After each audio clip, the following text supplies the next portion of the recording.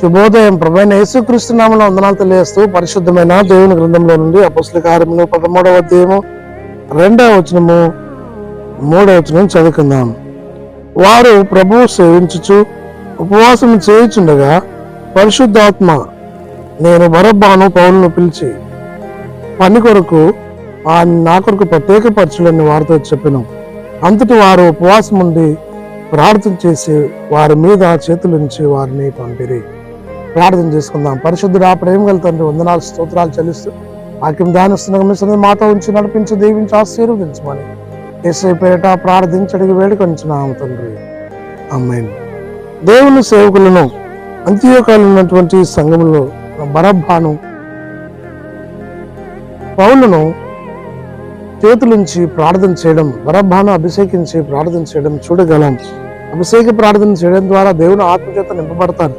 పరిశుద్ధాత్మతో నింపడినప్పుడు దేవుని కొరకు పరిశుద్ధాత్మ కార్యములు అనగా సంఘములో అనేక అద్భుత కార్యాలు చేయగలరు.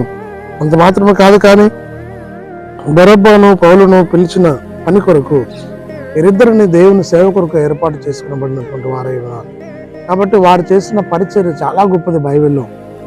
బైబిల్లోనే కాదు, కానీ దేవుని చేత ఏర్పాటు చేయబడిన వారికి దేవుడు ఇచ్చినటువంటి బాధ్యత గొప్పది.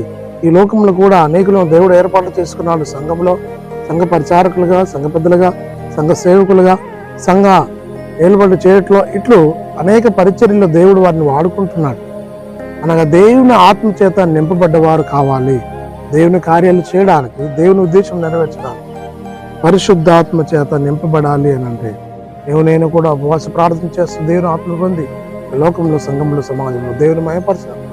పరిశుద్ధాత్మ దేవుడు మనం తోడై నడిపించి దీవించి ఆశీర్వదించింది కాక. ఆమేన్. పరిశుద్ధుల ప్రేమల తండ్రి, వందనాలు స్తోత్రాలు చెల్లిస్తూ వాక్యం ధ్యానిస్తున్న మాతో ఉంచి నడిపించి దీవించి ఆశ్రయించమని నజరేయుడైన యేసుక్రీస్తు పేరిట ప్రార్థించి అడిగి వేడుకొంచున్నాం తండ్రి.